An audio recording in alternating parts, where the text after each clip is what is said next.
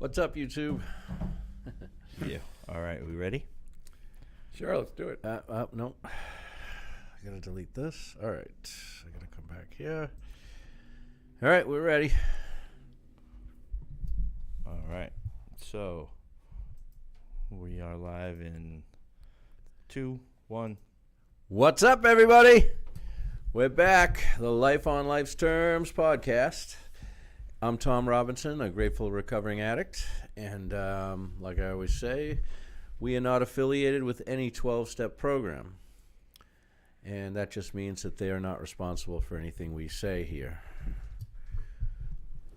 My name is Chris Mandeville. I'm a man in long-term recovery. We are here at a New Way Recovery Center on Quincy Ave in Quincy, Mass. And we're actually sitting place. Here. Yes, they've let us do this podcast here for coming up on 3 years now, I think. And I'm not just saying that because the boss is here. Yeah, and we're actually sitting with the boss. He's our guest tonight, and he has, like it says in the post, he is an alumni of the same treatment center that Tom and myself went through, so we can identify with a lot of stuff that had happened in our early recovery. So we're going to let him share his experience, strength, and hope with us. Thanks for coming on, Warren. We appreciate it. Great. Well, thank you. So my name is Warren Nicoli. I'm the program director here at New Way Recovery Center. You keep bring the mic up to your mouth a little bit. Yeah, just a little. Right there? Yeah, Sure. there you go. Okay. Excellent. Perfect. And I'm in long-term recovery. I entered Project Turnabout 30 years ago, October 29th, 1990, in Hingham. Woo.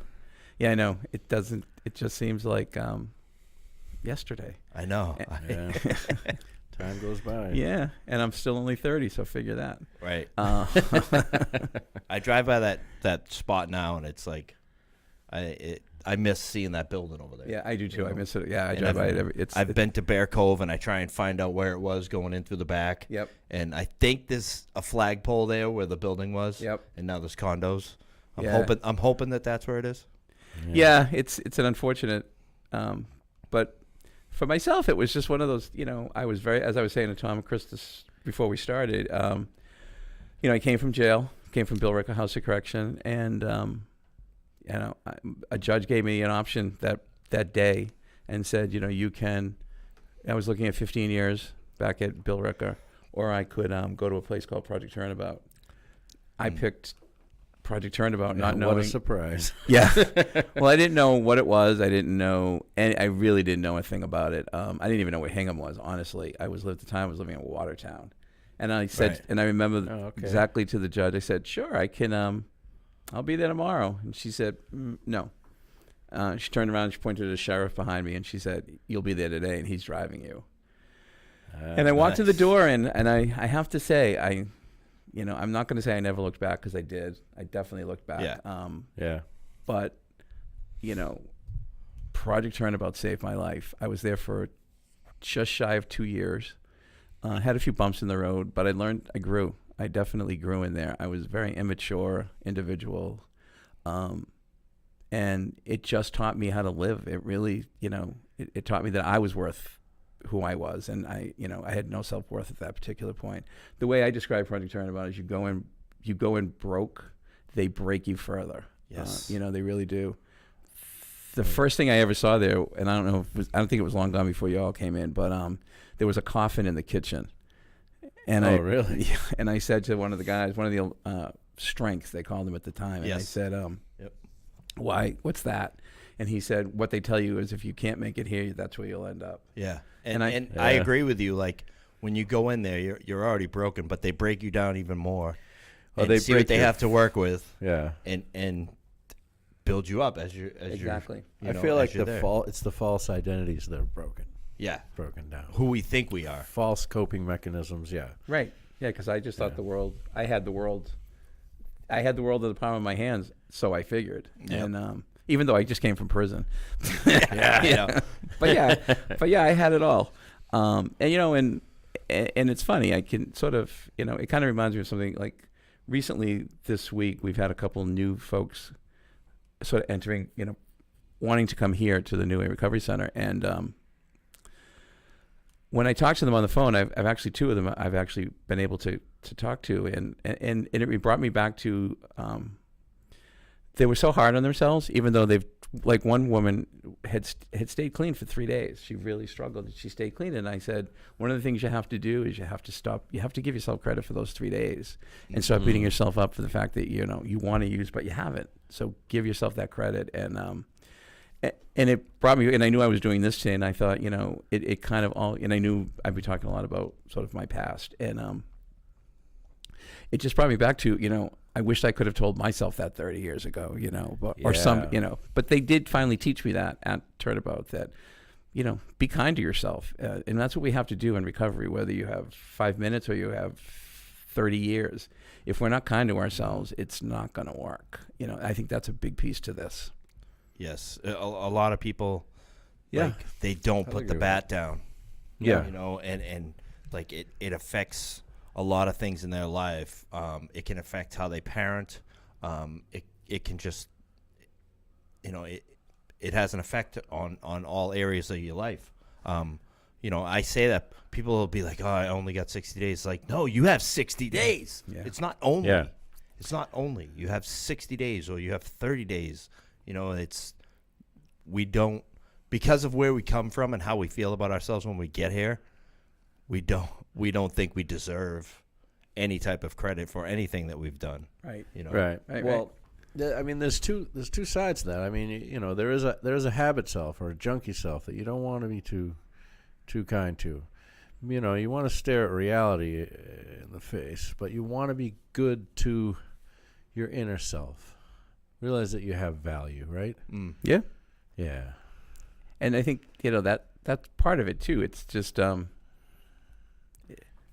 know, I don't know if you want to, you know, like look at the world as it is, but it's like, you know, we're just so hard on ourselves. We just really are. And, you know, I you know, like you know, you just used, like you just said, you know, junkie, and that's the language I use. And I know today a lot of people are like, oh, that's not the language you're supposed to use, but that's the language I grew up on. Yeah. That's, Me too. That's who I am. Don't pretty this up. Yeah. Right. And it's not going to offend me. No. I mean, if No. it does offend some people, Right. okay, I apologize. Yeah, but sorry, but that's what I was. I took junk and put it in my arm. I was a junkie. That's where it comes from. You know? I agree, Chris. That's like one of the big things. Like here, you know, the language is, I'm not going to offend you, and I will apologize if I say it and you don't like it, but it's who I was. And, you know, let's not make this pretty. It wasn't pretty. that's right. It wasn't. Exactly. That's right. I mean, you really have to look at reality for what it is and what it was. You know, you're complaining about the casserole here at Turnabout, but 5 days ago you were shooting puddle water. Yeah, I know. Right. We get that instant entitlement. You know. Were you there when I was there? Because I didn't think I complained about a casserole. I think it was, I went there from jail myself, and like I didn't even have anyone to give me a ride. That's how I ran. Like I just destroyed everything, and I ended up having to ask the pastor for a ride at Plymouth House Correction, and he was like, "Yeah, absolutely." And I don't know what happened, but my parole paperwork got screwed up like 3 days in a row, and the guys in the unit were like, "Why aren't you flipping out?" I'm like, "Because if I flip out, then I don't get parole." And I didn't even know anything about anything. I'm like, "I'm okay. I'll get there when I get there." And you know, I remember going there, and I had no money, no nothing. The priest said, you know, "Do you mind if we say a prayer before you go in?" And I'm like, "No, not at all." You know, because thankfully, I still had that connection with a higher power who I choose to call God. So he did that. He reached in his pocket, threw me $20, and sent me inside. And all right, we got to search your bag. I'm like, I don't have a bag. I came from jail. And then it was like, all right, now you got to go shower. It's like, I just showered. I just came from jail. Like, well, no, you still got to go shower. Yeah. And, you know, but that's, and I remember, do you remember the metal door going into the lounge? Yeah. Big giant rivets. Yeah. Heaviest door I ever pushed open in my life. And Yeah. walking into that room, like scared to death, never been to treatment ever. Yep. When they closed that place, I took that door. Oh, you did? Yes, and it weighed like Several probably hundred pounds. 200 pounds, and I was like 1-1s, plug in, put that out there in that Bronco. Yeah. Wow. Yeah, it was. I mean, it was that place saved my life as well. Yeah. You Yeah, know, me too. and I found out about it from a kid who's actually never going to get out of jail. He was in the program and went there before I did. He ended up murdering someone in the bunkers behind Oh yeah. James yeah. Winquist. Milkbone. Milky. He grew up the street, but he ended up murdering one of a homeless person in the bunkers that were along the river there. I do remember that story, yeah. Yeah, and I had talked to another guy. I don't know if maybe you had known him. His name was Rich Stapleton. He was the one that kind of convinced me. He said, listen, you're going to hear a lot of bad stuff about that place, but think about where it's coming from. Every one of those guys that talks bad about it went there, didn't follow the rules, and ended up back here. Right. And he said, I was there for almost 2 years. He said, and my life was awesome. And I'm like, okay, but you're back here. He's like, I just stopped doing what they showed me what to do. That's all. And that's how I ended up back here. He goes, but if you want to learn how to live and how to do it sober, that's an excellent place to start. So I was like, all right, I'm going. And I did. Yeah, and I think that's the whole idea of recovery itself. It's like we're being taught how to live again. And you Yes. take, you I just wish and it sounds cliche, but I really just wish everybody would get it and understand it. Because here at the recovery center, we see people come in and, they're desperate and they'll do anything, and, we'll help them get where they got to go, or give them what what we can give you and offer you. And, they leave here and you never see them again. And sometimes you do. And, you just want to grab them and, just hold on to them and Yes. say, you can do this. It's not easy. It's not, but it's hard work. Oh, it's the hardest thing I ever did. Yeah. Absolutely. But you know what? It's an upheaval of your values. And I'm extremely grateful that I went through the type of treatment that I went through, because it's exactly what I needed. Like I hear about how places are today, and I'm like, I would never make it. No. You can do whatever you want in there, basically. No, I wouldn't. I'd be manipulating and Right. Staff splitting. I'd be doing all that stuff. So Warren, you didn't grow up around here. You I said did not. You didn't even know where Hingham was, right? I had no idea where Hingham was that day. And when they, I actually grew up I was born in Somerville, raised in Somerville. Oh, Somerville. I lived there once for a year. It's a nice And, place. Can't afford it anymore, but yeah, you're still in know. Somerville. Yeah, I was born in Somerville. The youngest of three, and supportive parents until I turned into who I turned into at the time. Right. Mm. Alcohol was the beginning? No, for the beginning, for me, it was like acid and pills and that kind of stuff, and then alcohol sort of came. I was a big time fan of LSD when I was young. Yeah. Weren't we all? I was too. And then eventually I discovered Coke. Really? Yeah, just discovered it, and then somebody said, "Well, it's fun that way, but it's more fun if you put it in this syringe." And yeah. And he was right. Yeah. So you thought? I tell thought. I tell you what, I did that early on when I first started shooting. I was shooting dope, and then someone brought Coke and said, "Hey, shoot this." Every 20 minutes, you're sticking yourself with it. Yep. And it turned me off so much in the morning when I woke up and there was beer bottles everywhere. It was so gross, and I was like, never again. And I didn't do needles for another 3 years. Wow. And then it was like, well, I could snort this and still be sick, or I could actually get high and shoot it. And so back to the needle. Right. It's like an inevitability, basically. Yeah, that's kind of how it went for me. It's like, well, this is great, but now add heroin to it and really watch what's going to happen. Yeah. And, and it was, And again, I know it sounds like it sounds like I'm, making light of it, but it's reality. It's what it was, how it started for me to get me to where I am today. So, Right. Yeah. and that's kind of what I did. And, and I was just one of these people that, and I laugh and I tell people here all the time. I was one of those people who was like, don't you know who I am? Yeah. Don't you know who I think I am? Yeah, exactly. No, I actually thought I was. Yeah.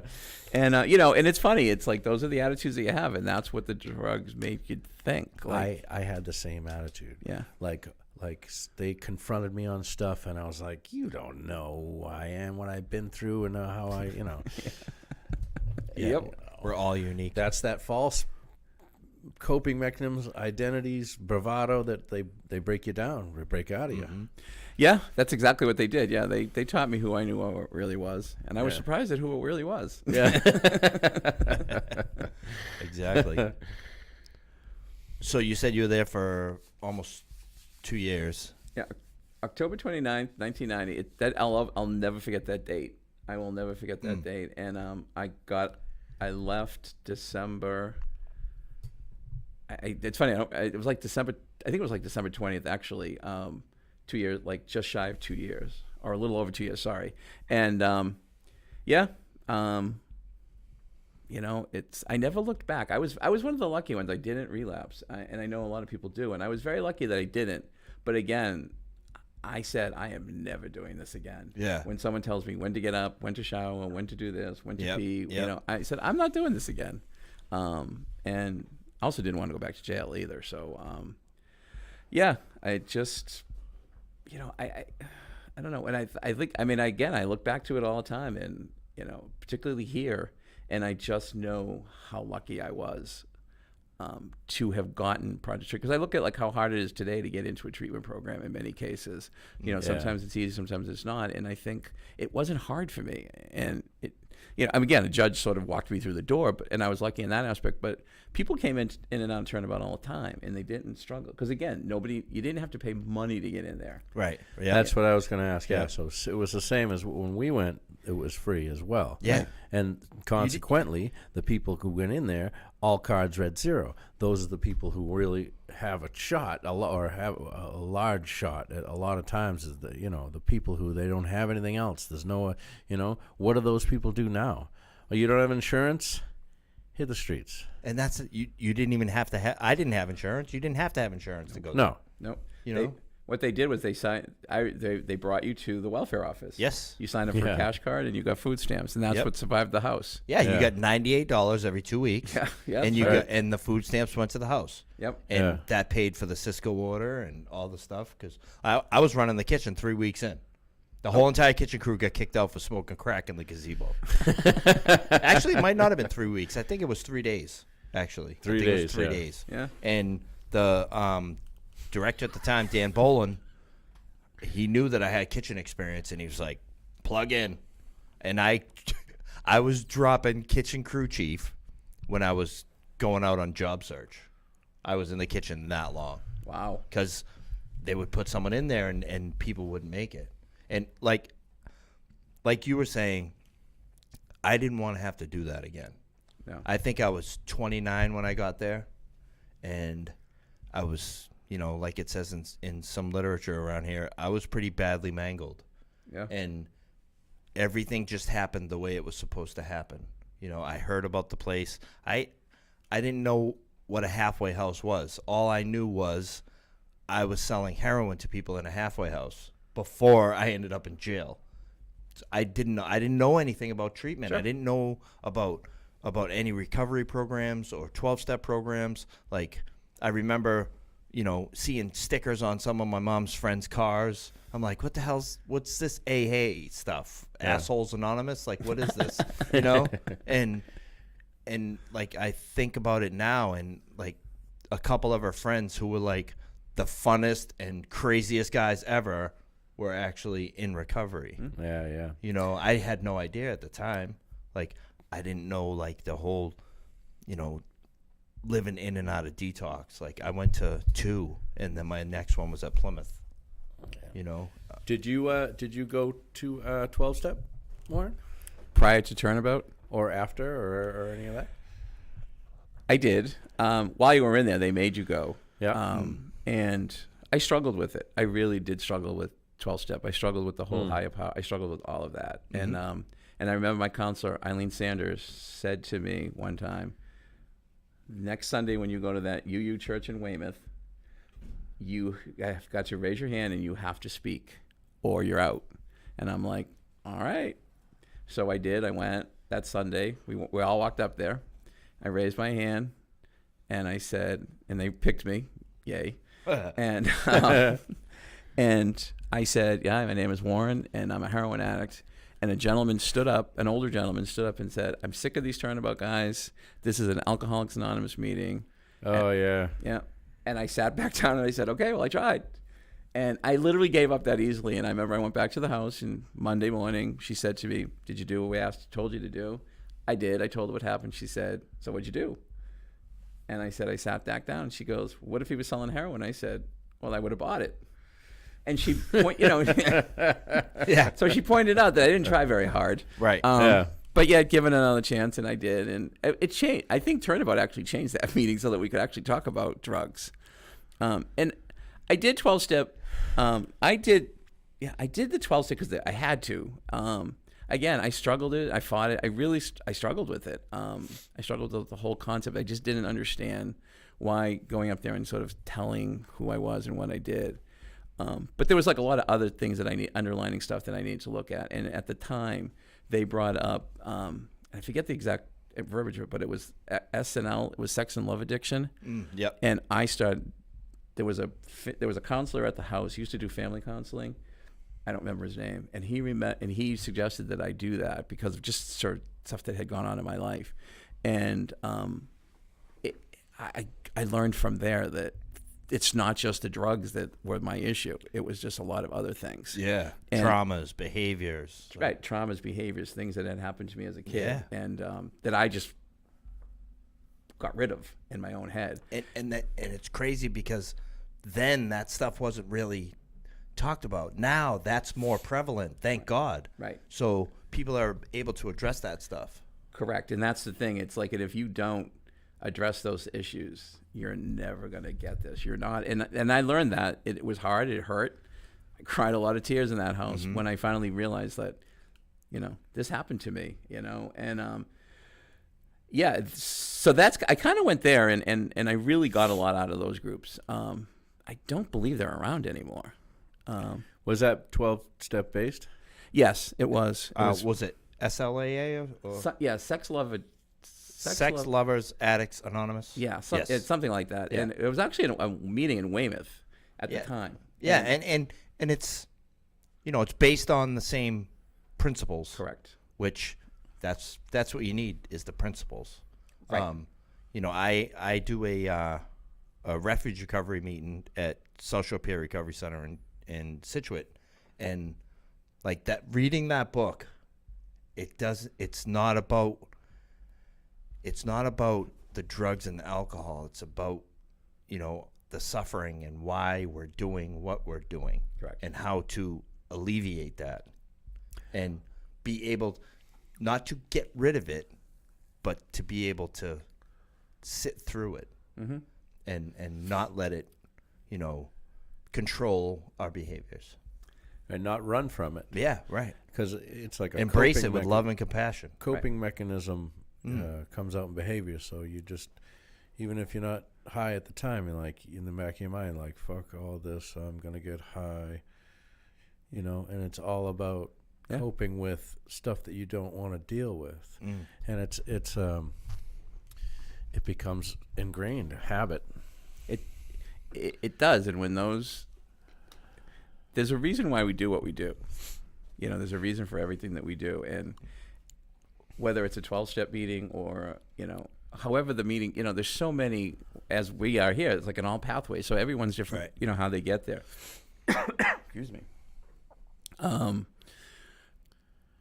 So it's like you have to kind of look at why do you take that syringe and why do you just keep jamming it into your arm every 3 hours, Yeah. Why do you keep doing it? And you have to look at those. You have to look at the reason why you do what you do. And you either do that at a 12-step meeting or whatever, however you get there. Right. There's lots of paths. Right. Yes. Counseling, like one-on-one therapy, like there's a lot of different ways. You know, where there's no monopoly on recovering. Yeah, if you ever went to Big Book Step Study, there's people who think, there's certain, not them all, but there's people who think that, that's the only road that you can take to get sober. And otherwise, you're faking it. And John Bonney, I don't know if you remember that name. He's passed away. He was my godfather. That's how I became introduced to Turnabout. Wow. Yeah, he passed away. But when he was director of Project Turnabout, they were coming in, and he heard rumors about this. So he put on some pajamas, went to the big lounge and sat down. He told me the story, and went for the big book step study meeting. Came in, and he said, he raised his hand and said, "Excuse me, is this Big Book Step Study the only way to get sober?" And they said, or somebody said, "Yes, it's the only way you're going to get sober." So he stood up. Said, "Well, I'm the director here at this house, and could you all leave, please?" Yeah, yeah, and that's.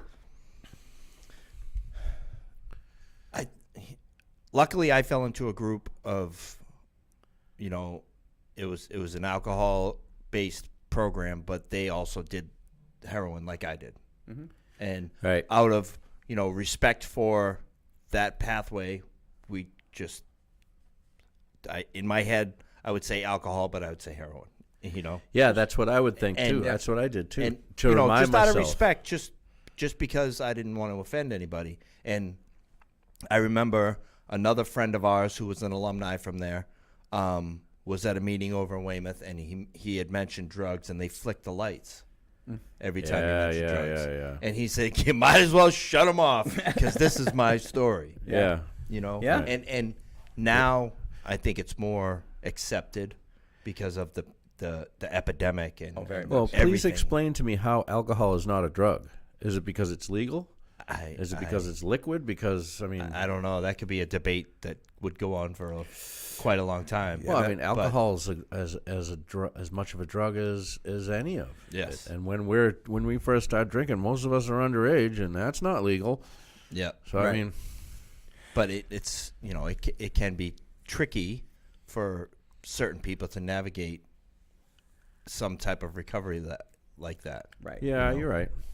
Yeah, it's but as far as like the 12 steps, one thing that I did do that I I actually learned from is I did an Awol, Yeah.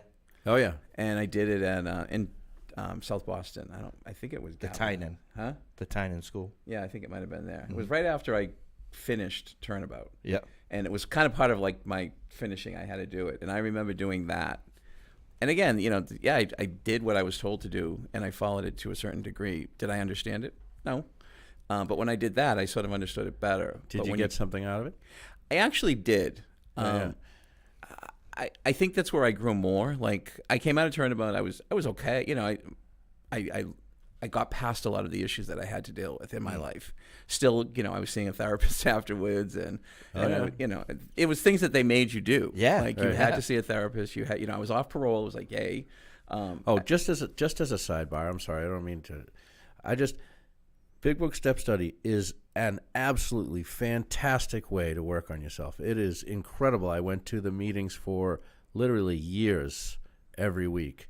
Mm-hmm. However, it's not the only way. That's all I was trying to say. Yeah. Yeah. Yeah. Clarification. Yeah. Hey, good clarification. Sorry, go. No, that's I'm sorry.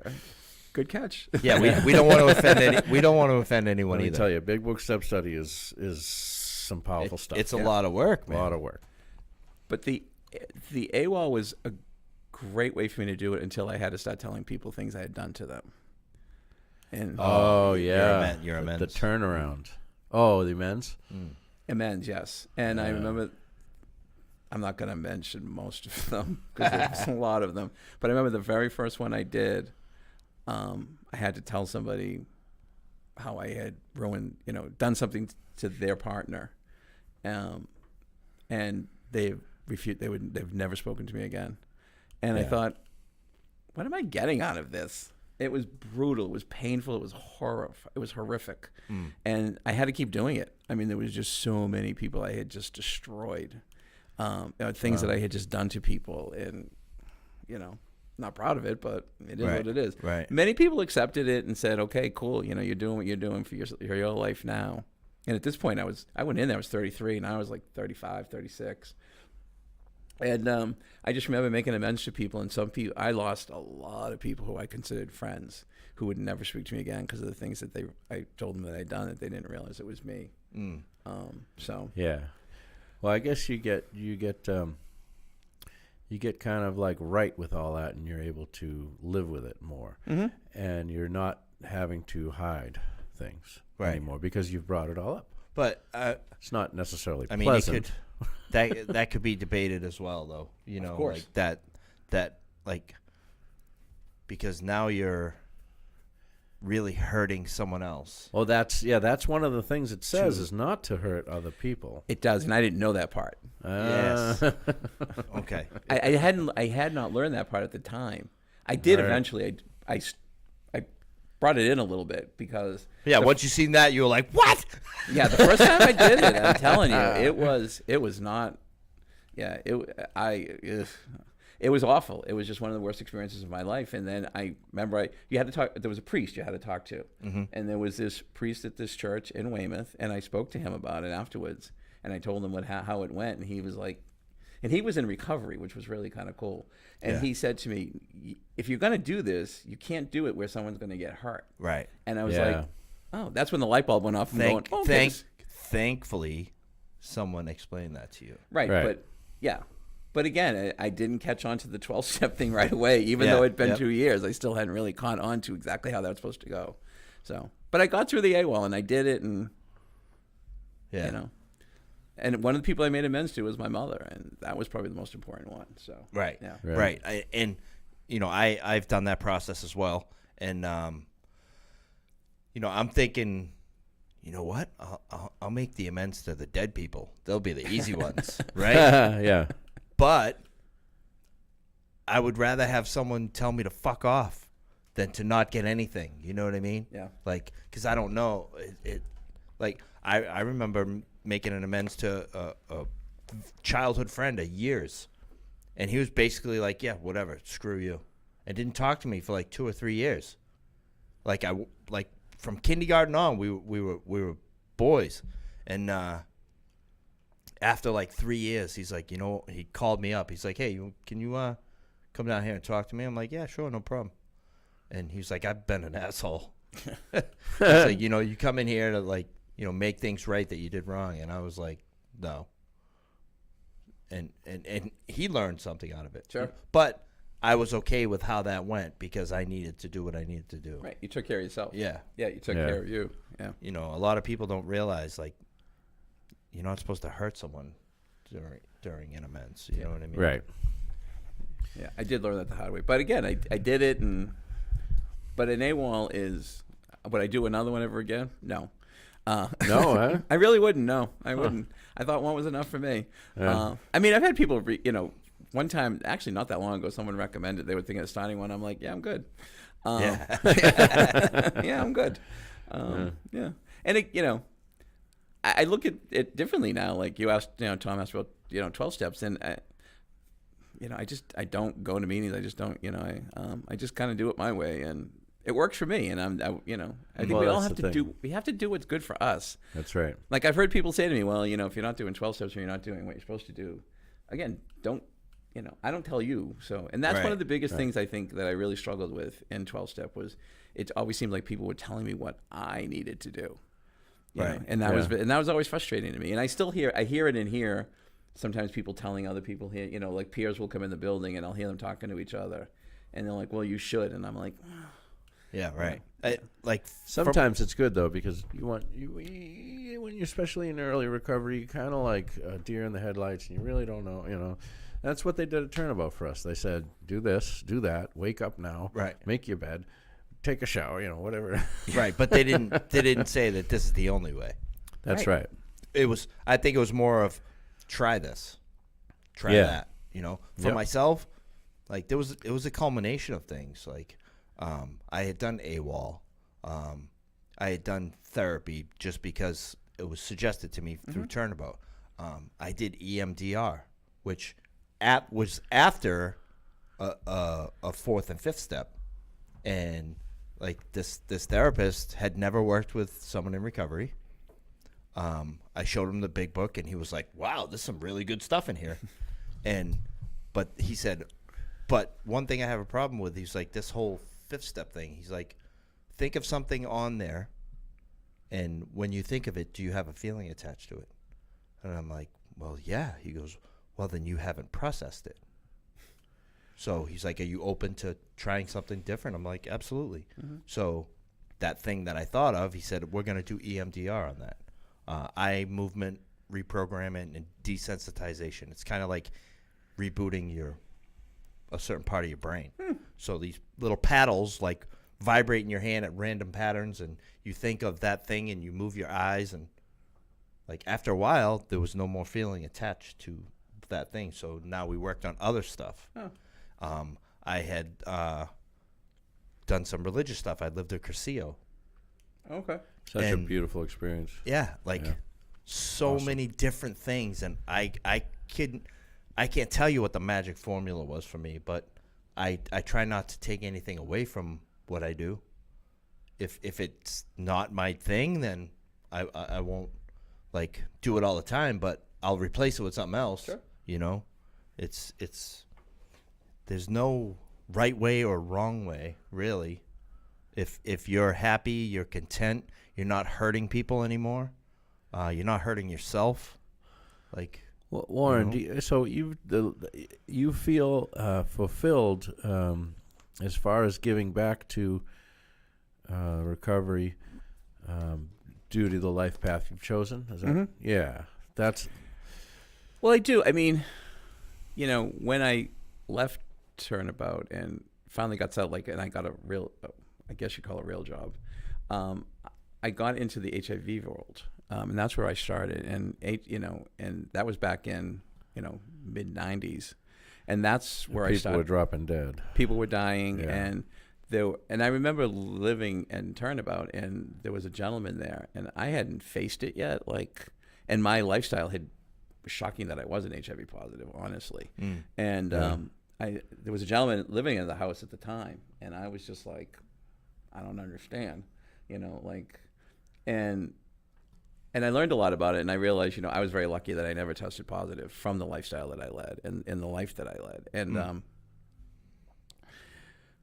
that was the path that I followed for, I worked in the HIV world and as a case manager, many different things over the years, almost 22 years. So you went back to school, or? No, I just fell into a job that just sort of, I learned from there. Oh, okay. And then, and substance addiction is definitely attached to HIV. Oh, absolutely. Huge way. Yeah. And I did that, and then I ended up here. It's almost 6 years. I think it's over 6 years now. I believe I've been here, and it kind of went from that to sort of this. But I worked in the field. I did a lot of testing. I mean, I was lucky when Narcan Narcan's been around forever, but when it was really becoming very popular and really useful around, I was actually working for Manat Community Health Center, and Oh, yeah, I go to Manat. yeah, and I was really very lucky to get into the sort of getting it out into the masses as much as we have, and we were able to start that program, and then I was able to come here through Bay State Community Services in Quincy. So yeah, and I came here. I'll tell you very quickly. I came here one day, working for Manat to train the staff here. They had just opened on Narcan. And the day I trained them, I loved what this place was offering at the time. Yeah. And as I walked out the door here after doing the training, I said to myself, I'm going to work there one day. Wow. I had no idea what and I ended up working here. Yeah, because there was no recovery centers. There was a couple, but there was none in this area. Right, but like throughout your 30 years, you know what I mean? Oh, Like there was none. nothing. There was no place like that. It was either you went to a meeting or you hung out with some sober friends. Correct. There wasn't a place like this. Right. Like that's one of the amazing things that has happened throughout the years. People are like, wow, we need a place where people can go and get resources and use a computer and use a phone and like all the stuff that if you're a homeless heroin addict or a homeless drunk, you can't really do much out there. Correct. You either go into the hospital and they send you somewhere, or like even just checking an email or trying to get a job. Correct. So Yeah. this is like so beneficial to people. You can't walk into a place anymore and ask for an application for a job. Everything's No. now online. Yeah. And the Yeah. opportunities are here. And it's a great place to come because even just to stay warm for a few minutes. Right. Or, Right. Or have a snack. You know what I mean? right. These places provide so much now. Like if there was a place like this when we were in Turnabout, we would have lived here. Yeah. Because there's so many different meetings that happen here. Like Right. these places are amazing. 4 treatment centers for the general public. Right. It still blows my mind, and I've said this so many times on this podcast. It's 2021, and some people still have no idea what to do if their loved one is addicted. They don't. Yeah. And it's all over the news. It's all over TV, and people are still like, I don't know which way to turn. Mm-hmm. Yeah. It's crazy. We hear it here all the time. And, we always, people will always call here and say, hey, can you tell me a little bit about it? Well, I can, and I will, but you got to experience. You got to walk through our doors. Yes. And again, Yep. COVID has made a difference on us, but we're still, our hours haven't changed. We're still, we open 8 in the morning and we're here most nights till 8 except Saturdays. And Very cool. And Thursdays we close at 7, I believe. Well, that was Well, one when of the, we can get out of here at 7. yeah. that Never was happened, but one of the reasons I was really grateful that we started this podcast is because I was continuously feeling guilty because I had let my meetings fall off, and it's like, yeah, I don't have any urge to use, but I should be giving back, Yeah. and this really helps with that. Yeah. Right. It's like maximizing our time, like trying to get the biggest bang for our buck, Yeah. Right. And like, I don't know, how many do we have out there? 113. Yeah, 113 episodes we have. Yeah, Wow. on the site. Yeah. Not all from here, though. Oh Yeah. yeah. Yeah. wow. Well, there was one where the place was closed. Oh yeah, we Center was closed, and guy from the North Shore came down. I worked with him, and I said, "Okay, we're going to my house." We did it in my kitchen. set it up in the kitchen. Really? Yeah, and I have a small house, But yeah, but it worked. We did it. Every guest has been Right from here. Yeah, Wow. So it was either that room here or the one over there. Yeah, we and had we've one in also that got little room we've over also there. got some other ones that we've done on the road. Really? Like at events, we went to Yep. Stairway in Brockton. Okay. They had their anniversary. We did that. We go 24-hour power. 24-hour power with Susan Lordy. We do a lot of her events. Yep. Okay. And then Revelations Recovery. If there's internet there, we can take it. We can bring Yeah. this on the road. You That's know what great. I mean? We went to when we went to what was it? Recovery Rocks? Is that what Yes. it was? Yes, Recovery Rocks on the water down in Situate, and That's their annual fundraiser. yeah. Yep. We had the umbrella lights. We had the tent. Yeah. it was Yeah, it was great. We're sitting here had a looking. good time. We get to look at the ocean, and everyone else just gets to see us and the building behind us, the little boathouse. But I think the recovery community is awesome, and we were very quick to adapt when COVID hit. Yes. Yeah, Yep. because you guys came back pretty quickly after we reopened. Oh yeah, Yes. as soon as we could. Yep. Yeah, because I think I reached out to you first. and even with the Zoom meetings but people are starting. Listen, Tuesday night, I do a meeting from 7 to 8, but I went out there early because there's a woman that I met out in that recovery center that for a year straight, she had a meeting outside in the gazebo at Situate Harbor. Every night. Yes, Basket of Hope. Insane. From 6 to 7. That's it didn't so matter if awesome. it was Shout out to fucking her. snowing, raining. She was there Wow. to meet the newcomer or whoever needed a meeting. That's pretty amazing. Shout out to Lynn. It was awesome. And to go there and see that it's lasted an entire year. It did not matter what was going on. She was there. Yeah, a lot of people done it. A lot of people became very creative when things were shutting down. Luckily for us, Zoom. I mean, if you bought stock in Zoom, lucky you. I know. Yeah, exactly. And I told my buddy, a kid I work with, I said, "Listen, this thing's gonna take off. You should probably do it." And like 4 or 5 months later, he's like, "I should have listened to you." Yeah. We were lucky. We were doing them from our houses. The staff here was doing it from the houses. We were closed for about. It's funny, all the time back then. I can't remember when it started, when it ended, but I know. But we adapted, like you said. You have to, Right? And I remember when we opened, I remember the day we closed, when we found out we were closing.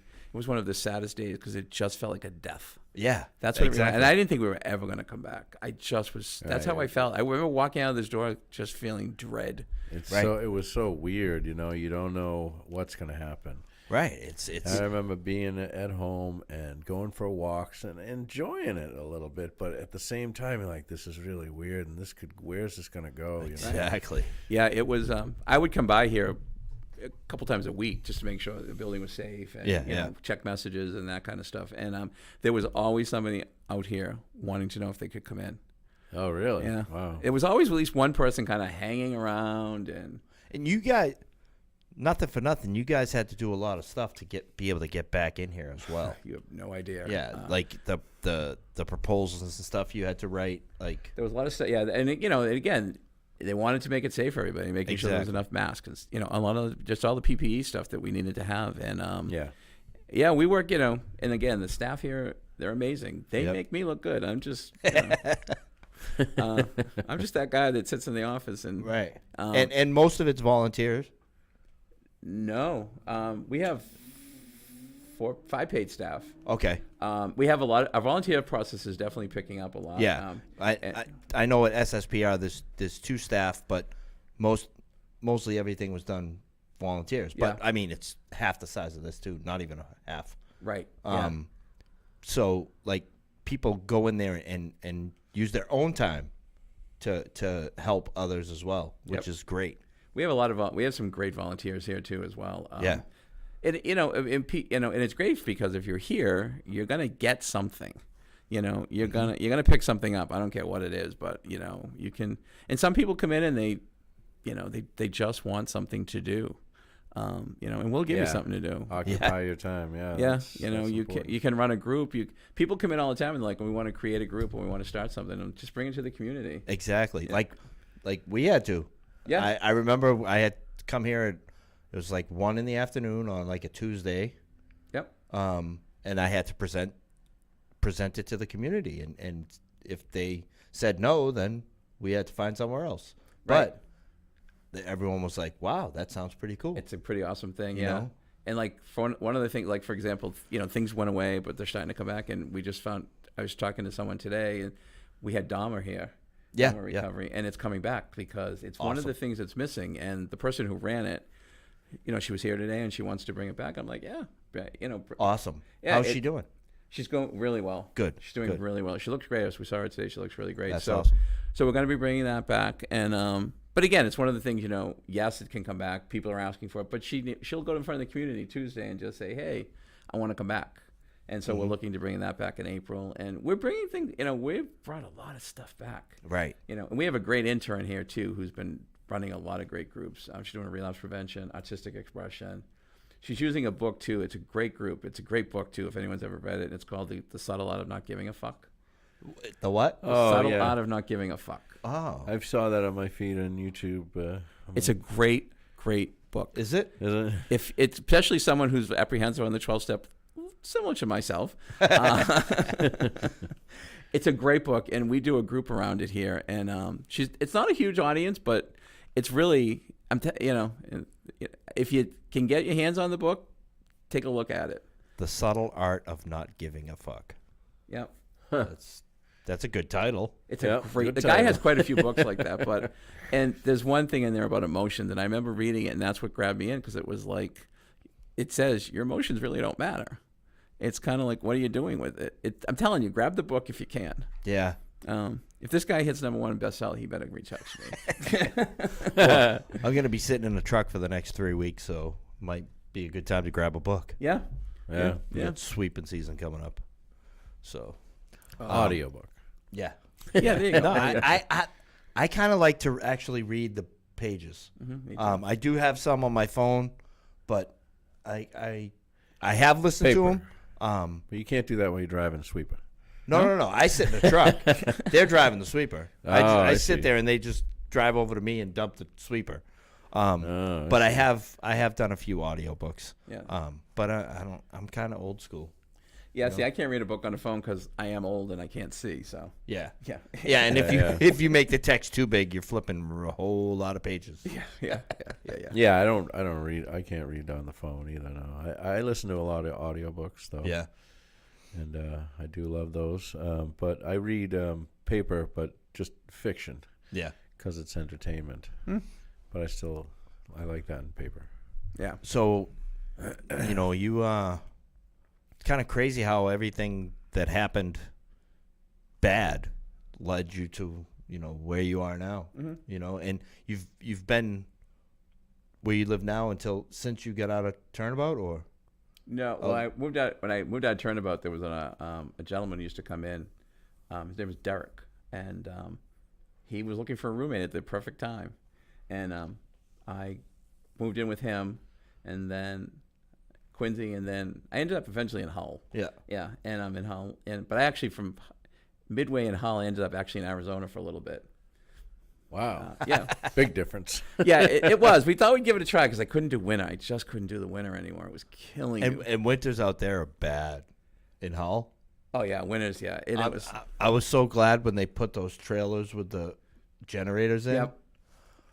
Oh my God, because we lost power like 4 or 5 times and it hadn't even snowed yet. I always say if someone sneezes in Hull, you lose your power. Yeah. Yeah.